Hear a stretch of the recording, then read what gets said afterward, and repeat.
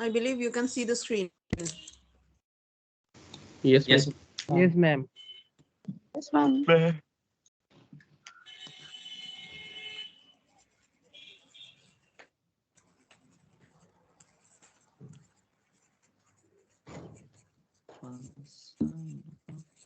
All of you, please mute yourself.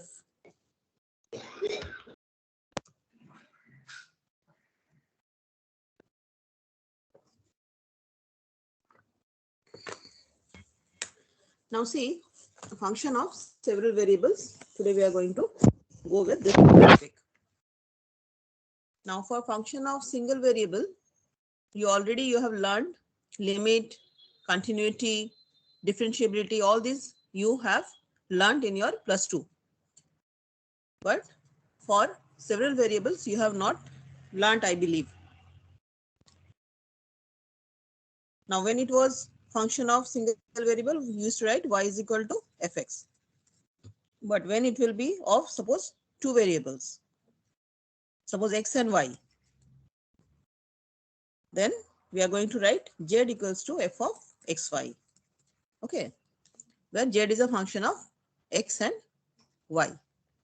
So similarly, we can have three variables, like suppose x, y, z. Then we can say t will be function of x, y, z. We can have function of four variables, five variables. So it is functions of several variables. Now see, there is a concept of neighborhood of a point.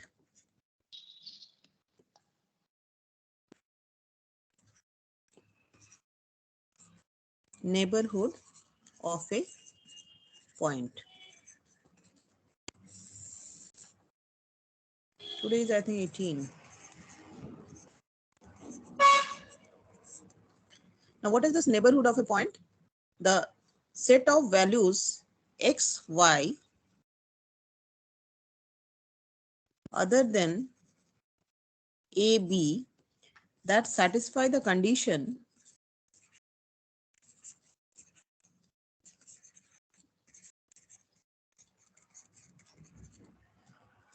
x minus a less than delta and y minus b less than delta, where delta is an arbitrary small positive number. Okay, where delta is an arbitrary small positive number is said to be neighborhood of the point AB, or sometimes we call it delta neighborhood of the point AB. So the delta neighborhood means a very close proximity we are taking, like the difference between x and the point A will be very, very less. Okay, which is we are saying that absolute value of x minus a should be less than delta. And for y, we are saying y and b value, these are very, very close to each other. And we are writing in this manner that absolute value of y minus b will be less than delta, where delta is an arbitrary small positive number. Now let me come to limit of the function, how we are defining limit of the function.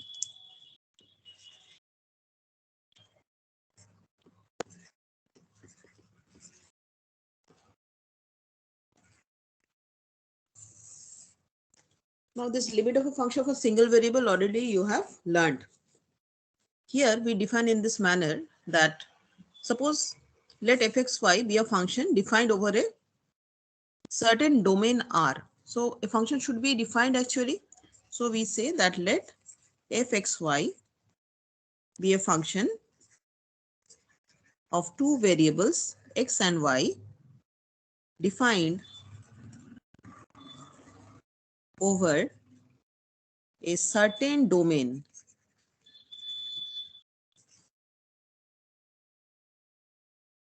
we are naming it as R. Okay, the domain is R. Then the function f is said to tend to a limit L. The function f is Excuse me, ma'am. said to, yes. Ma'am, many of our friends are waiting in the lobby, ma'am. Can you please take them in? Just a moment. Tell them to join from the institute account. I'm just change the setting to only me, so nobody can pass. Yeah, that is why. That is okay. Just let me do it.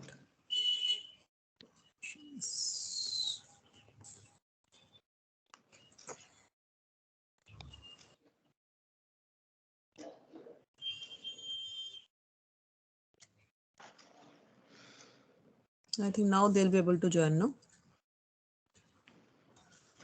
Yes, ma'am.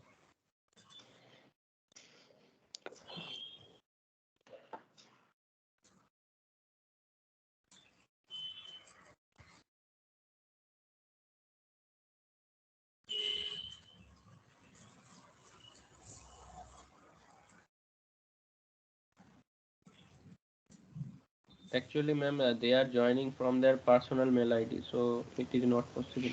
They should have to join from the institute mail ID. Yes, that was it.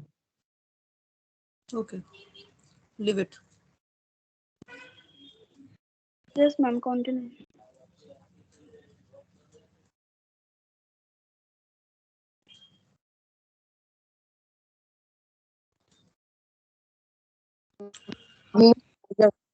Okay. Yes, please mute yourself. So where I was, suppose we have taken a function f, which is function of two variables x and y, and the function is defined over a certain domain R. Okay. Then the function f is said to tend to a limit L. Okay. L as the point xy tends to AB. If for any arbitrary positive number epsilon, there corresponds a positive number delta such that we write in this way, f of xy minus L should be less than epsilon for every point xy other than AB, okay? Other than AB, obviously other than AB, which satisfies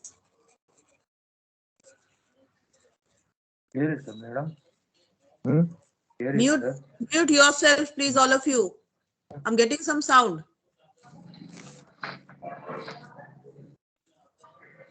X minus A should be less than delta. Y minus B should be less than delta. Or we can write x minus A whole square plus y minus B whole square should be less than delta square. Now, this limit of function means what? As we know from the function of single variable, same concept over here. If L is the, please mute yourself. सारे लोग अपना अपना mic बंद करो. मैं mic को disable कर देता हूँ. माइक को डिसेबल कर दो, जो सेटिंग्स पे जो माइक है वो डिसेबल कर.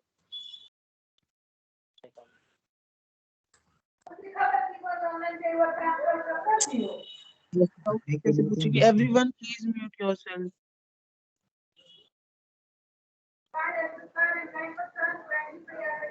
Devanath, please. Ninavat, please mute yourself.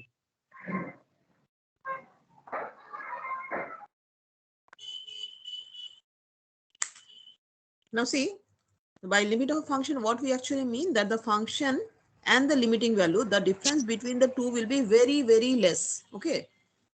So here we are saying that if f is the function which is tending to a limit L, then we are writing in this manner that the absolute value of the function and the limiting value should be very, very less. That means these two values should be very close, which satisfies the condition that x minus a, because x and y, they are approaching the point AB.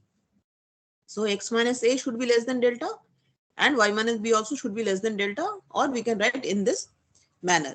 Symbolically, how we write? Symbolically, we write limit x tends to a, Ma'am, y that tends is to 2 b. delta square. Why not 2 delta square, ma'am? There. Is actually the region becomes a circle. Okay. The delta neighborhood of a point AB is the region which is actually circular in nature. So that is why we write x minus a whole square plus y minus b whole square less than delta square. Now But symbolically, yes, all the questions will be after the class. Okay, don't interrupt in between. After the class, I'm going to give you 5 minutes, then you can ask me questions. Otherwise, in this way, I cannot be able to complete the syllabus only. Only 6 classes have been given for function of several variables, and it's a huge syllabus. So if you don't cooperate, I will not be able to complete the syllabus. Then it will be a problem. So let me complete whatever questions you are having in your mind after the class, you can ask me. Okay. Now see, we can symbolically we write in this way that limit x tends to a, y tends to b, fxy will be L. Or we sometimes write in this way. There are many symbolic way of writing. Xy tends to the point AB, f of xy equals to L. Or we write fxy tends to L as xy tends to AB. So these are the symbolic way of writing limit of a function, where L is called the limit of f when xy tends to AB simultaneously. Sometimes it is also known as double limit or simultaneous limit. So what we understood that if x tends to A, y tends to B, the function will be tending to the limiting value L. Okay. Now let me take one example. It will be more clear then.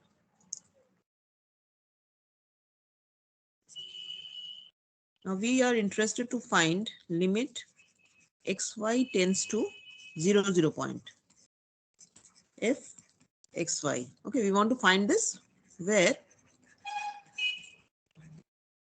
if xy is given in this way, x square y x to the power 4 plus y square, if the denominator is not equal to 0, 0 if x equal to y equal to 0. Okay, this is the problem. So problem is what? We are interested to find the limit of the function fxy where xy is tending to the point 0, 0 and the function is defined. Now,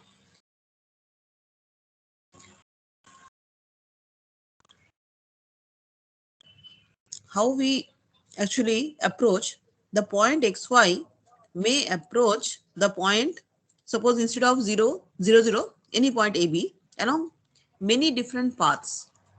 Okay. So xy can approach the point AB along many different paths, but the important thing is the limit L must be unique along every possible path. That is the concept.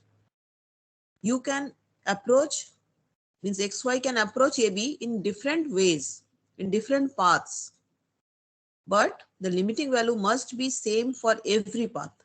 If this is not happening, then we say the function, the limit does not exist for the function when the xy is approaching the point AB.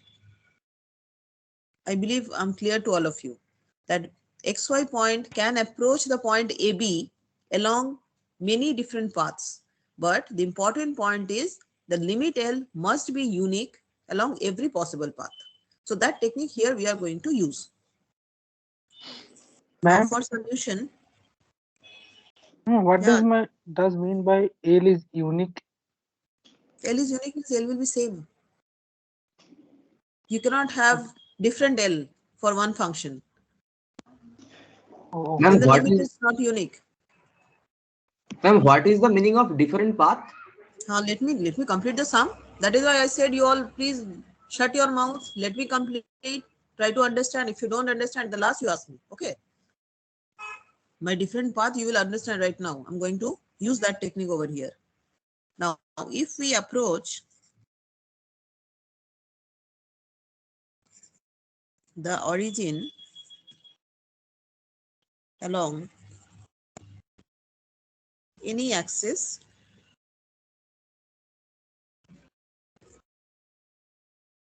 fxy equals to 0. Now, let us approach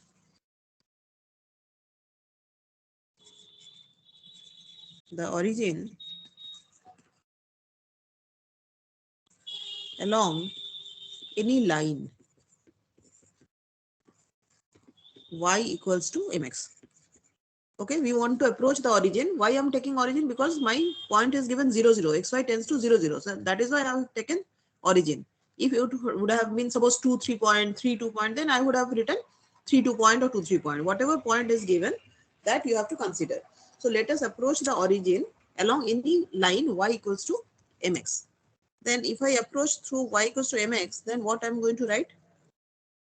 F xy equals to f x comma mx. Instead of y, I'm going to write mx.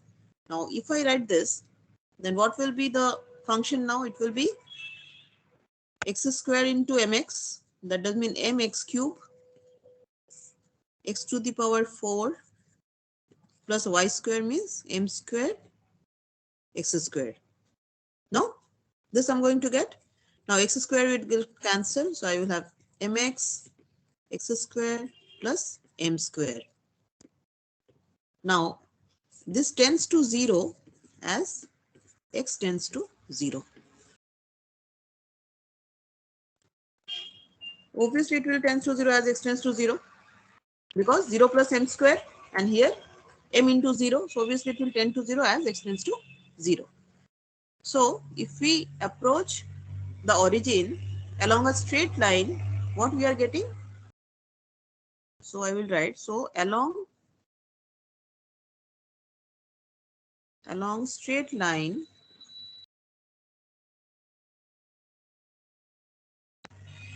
limit xy tends to 0, 0, f of xy equals to 0.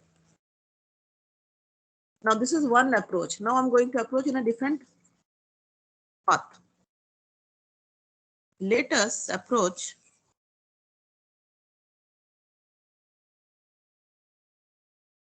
the origin along y equals to mx square. Okay, let us approach the origin now through another path. It's a parabolic curve. Let us approach the origin with now y equals to mx square. So limit xy tends to 0, 0, f of xy. This I can write limit x tends to 0, f of x mx square. Instead of y, I can put mx square. So what I will get? If you put this value, see, you'll get m by 1 plus m square. Huh? yes, m by Yeah. Huh. my God. Yellow? Please Mute your mic, Akash. Akash, Akash, mute your mic. mute your mic.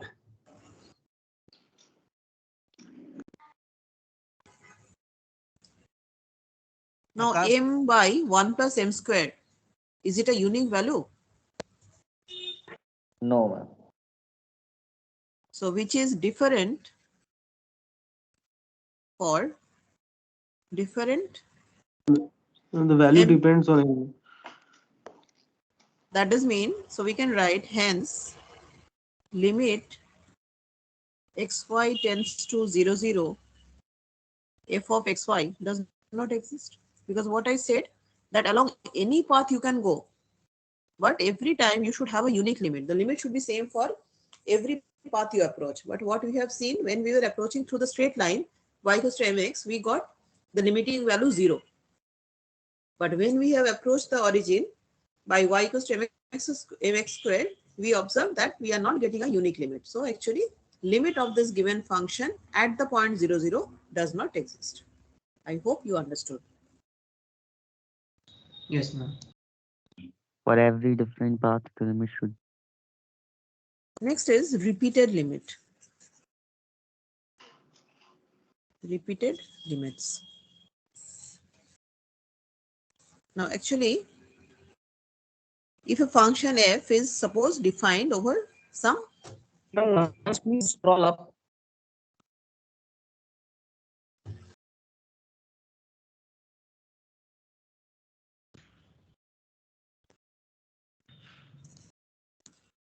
Ma'am, you are not audible, ma'am. Ma'am, you are not audible. Mute Ma'am, you are yourself. not audible. The limit does not exist. I'm not saying anything. Ma'am, Am I audible now? Yes, sir. Please have Yes, some ma'am, you are patience. audible. Please have some patience. ma'am, once please call up once. Yes.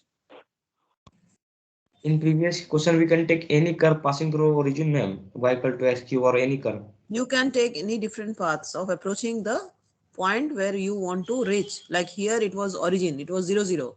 So that is why I was approaching towards 0, 0 through different paths. Okay. Okay, now come Yes. to repeated limits. In repeated limits, what we do, first we are going to evaluate this one. Okay. Suppose f is a function of two variables x and y. So first what we will do, we will check when limit y tends to b, what is fxy. After finding out that, then we will, suppose this is, we are getting, let it be fx, phi x. Okay. Because if you use limit y tends to be f xy, then we are going to get some function of x. On this, suppose we are going to use this limit x tends to a phi x. So this will be lambda. Now I'm just changing it. I'm writing limit y tends to b, limit x tends to a, f of xy. This will be evaluated in this manner. Limit y tends to b, this will be phi y. And suppose this is lambda dash. It may be lambda, it may not be lambda. So both the limits may be equal, may not be equal. So finding out this one by one limit, we say it is as repeated limits. So these two limits may be equal, it may not be equal. Now let me take one example, it will be more clear. Do not get it, ma'am. Please repeat again. That is why I'm taking one example. One by one, we have to find the limits. In repeated limit, we find one by one putting the limits. So here the question is, find the repeated limits of some function is given, x squared minus y squared,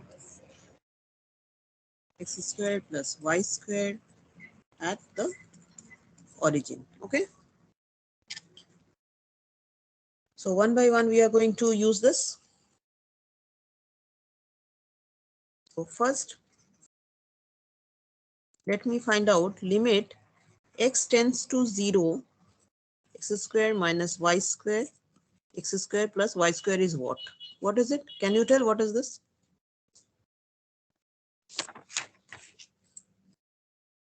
-1. Correct. It is minus 1. Minus 1. Now, limit y tends to 0, limit x tends to 0, x squared minus y squared, x squared plus y squared. What it will be? Minus 1 only? Yes, No, it will be minus 1. Now I'll do the, I'll just change the now limits. Initially I have got first found this one. Now I will check what is limit y tends to 0, x squared minus y squared, x squared plus y squared. Now if you put limit y tends to 0, it will be 1. So what will be limit x tends to 0? Limit y tends to 0, x squared minus y squared, x squared plus y squared. It will be 1. Plus 1. 1. So here what we will say? We will say here both the repeated limit exist, but they are not equal. Conclusion is both the repeated limits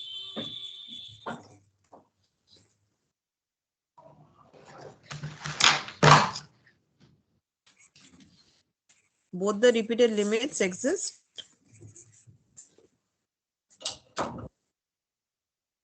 but they are not equal. Now it is clear. Yes, ma'am. So Yes, actually ma'am. when we are finding the limits one by one. Okay. Previously what we were doing, we were using the limits simultaneously. Means x was going to 0, y was going to 0. So that was a simultaneous limit. And in repeated limit, what is happening? Once when x is going to one point, we are not taking care of y. We are finding the function when x is tending to some limit. After getting that value, then we are applying when y tends to some limit, what is happening to the function. That is repeated limit. This is the difference between simultaneous limit and this repeated limit. Ma'am, so the whole limit exists or does not exist? Repeated limit exists, but they are not equal. Find the repeated limits. Repeated limits exist, Ma'am, but but they are not we equal. but If any conclusion one of them like doesn't that exist, if it exists or not. Ma'am, one is 1, another one is -1. See, this is different thing. This is not a simultaneous limit. Just now I was defining you limit when it was a simultaneous one. X is approaching the point A, Y is approaching the point B simultaneously. This is different. Repeated limit is different. When Y is approaching the point B, X, we are not taking care. This is different concept. The double limit or simultaneous limit is different and repeated limit is different. Don't confuse between the two. What is the meaning of repeated limit? When one by one we are finding it out. Ma'am, so can't we conclude about the overall limit whether it exists or not by repeated limit? You have to use your technique of double limit or simultaneous limit for the given function. Then only you can overall conclude. But sometimes problems come in such a way that we need to get the repeated limit of that function. Okay. Only repeated limit is required. Sometimes we come across some problems in such a manner it comes that we need to have the knowledge of repeated limits. So at that time you have to use this. But if it is the question that whether the function is having limit value when xy tends to some value, then you have to use that concept, the previous one, that is the simultaneous limit or double limit.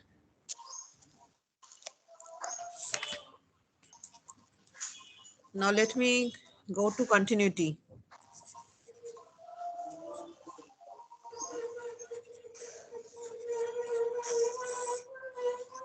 Now a function f is said to be continuous at a point AB of its domain of definition if limit xy tends to AB, f of xy equals to f of AB. See, the concept is same as it was for single variable. Same thing we have done when it was single variable.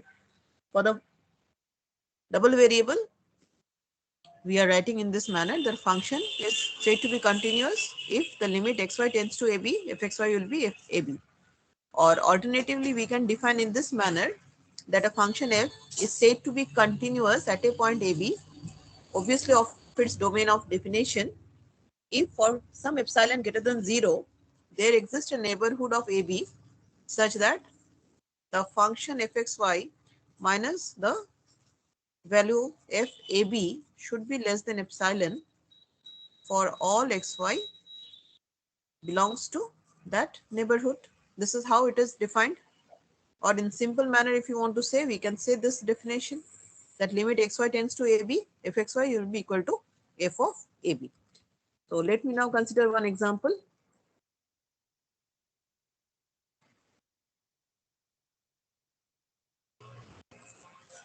See, one function is given. It is defined in this manner. Xy, x square plus y square,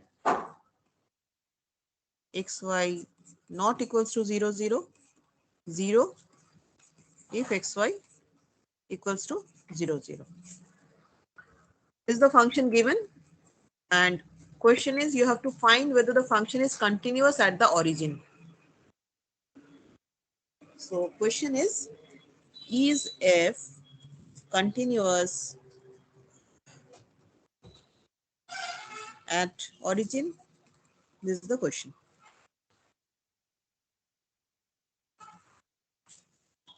Now for this one, we are going to take in this manner. Let x equals to r cos theta, y equals to r sin theta. Therefore, xy minus 0 See why? From where I got this value 0? I have written absolute value of xy by x square, root over x square plus y square minus 0. From where I got this 0?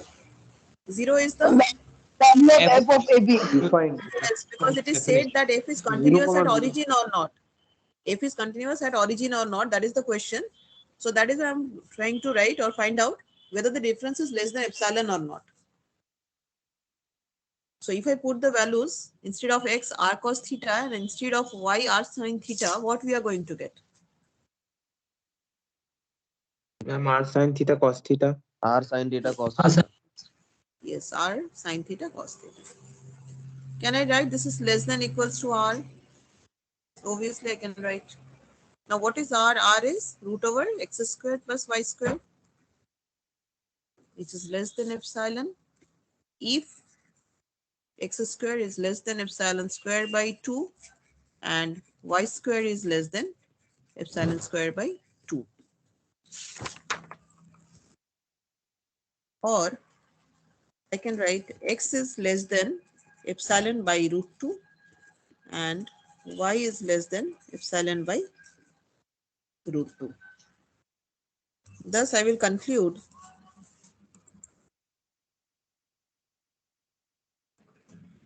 xy by root over x square y square, that is the given function, minus 0 is less than epsilon when absolute value of x is less than epsilon by root 2 and y is also less than epsilon by root 2. Ma'am, should it be r square? Which one?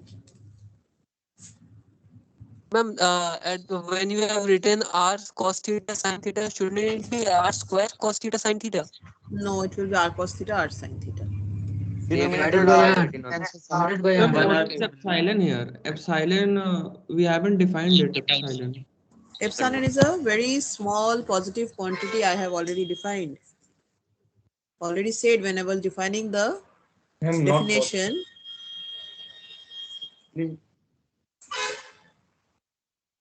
Please repeat the process. Ma'am, how is x square less than epsilon square by 2? Because root over x square plus y square is less than epsilon. How you introduce here x equal to r cos theta and y equal to r sin theta. When we will Look at the function. Look at the function. then how have you written less than or equal to r? Y is equal to mx. Hence f is continuous at 0, 0. So this is taken from the definition which I said that a function is said to be continuous at a point AB if we can show that fxy minus ffab will be less than epsilon for all xy belongs to n. And what was n? N I said the neighborhood of the point xy, no? So this Ma'am, is can't we take y? Yes, yes. Can't we take y is equal to mx and y is equal to x cube as in the previous one we had it? It will be difficult. It will be very difficult. Why I have taken x equals to r cos theta, y equals to r sin theta? I said that look at the function. You can see the function is having root over x square plus y square. Whenever you get this kind of a function where putting r cos theta, r sin theta, it becomes simplified. So that is the reason why I have taken x equals to r cos theta, y equals to r sin theta. Because as soon as I put the values, I'm getting a simpler form. And if I go some other way, then it will be more difficult to approach. Between the modulus, ma'am, it is 0. How it have come? I do Which not one? get it. Which one? Which one? This one here. Yes, ma'am. In the modulus, here is 0. Because f is, question is what? Is f continuous at origin? Origin means what? 0, 0, ma'am. 0, 0. 0. So that, yes, we are trying to check that. Yes, ma'am. You have to check it at origin. What is f00? 0, ma'am. Then got it? Oh, God. Ma'am, how can you Just conclude scroll that down this a bit. that Yes, ma'am. function is Without also you haven't continuous? calculated the limit, so how are you concluding if that limit is tending to 0? I mean, you are just writing it as Where I an have written? epsilon. Ma'am, please scroll down. Ma'am, scroll down. Yes. And Ma'am, limit this modulus you have done less than R. How it have come now?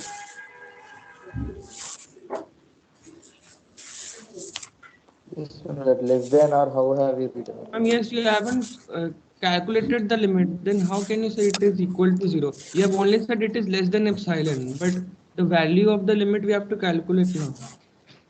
It is what it is written in the question. What is the question? Show that the function is continuous at the origin. And what are the values given? fxy is what? When xy is equal to 0, 0, function value is 0, no?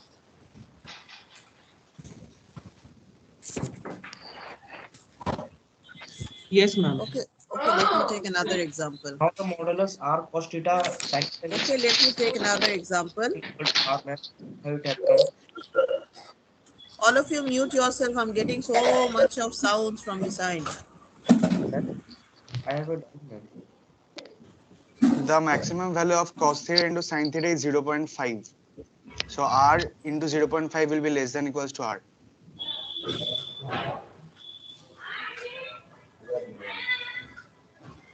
Mute yourself. Diksha, Sorry, this is please equal mute to yourself. 0, 0. Everyone, please mute.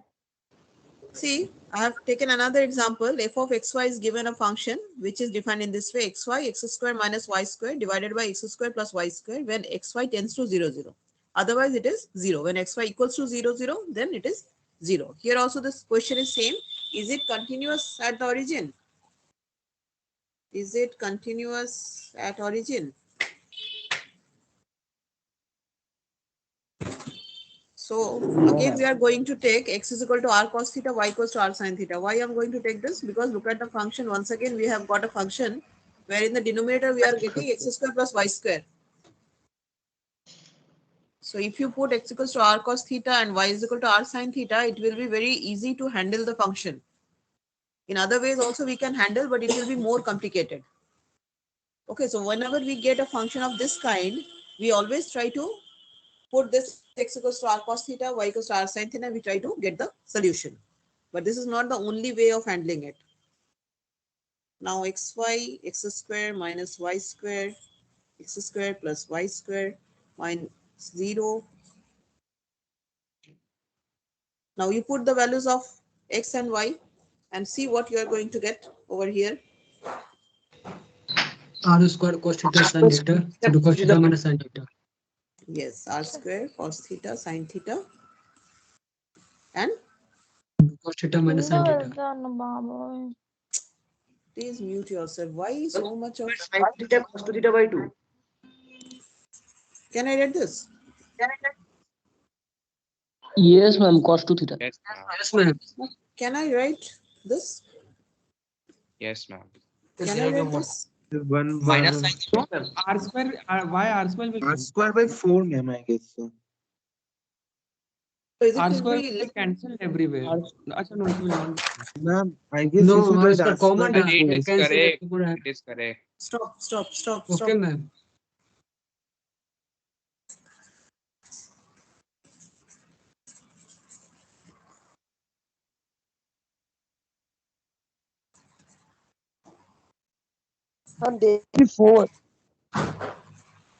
Ma'am, why is x square plus y square less than epsilon naught?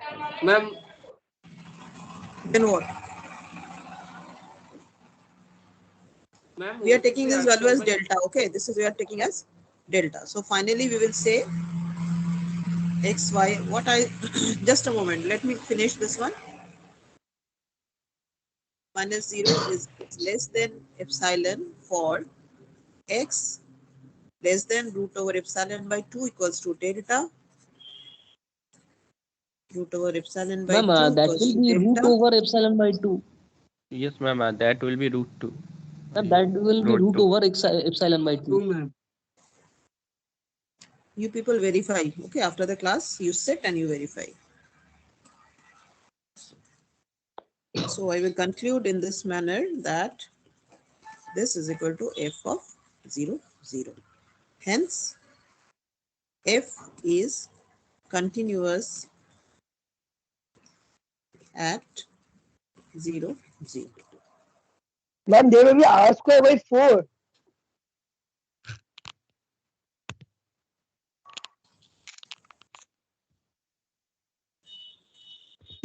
Ma'am,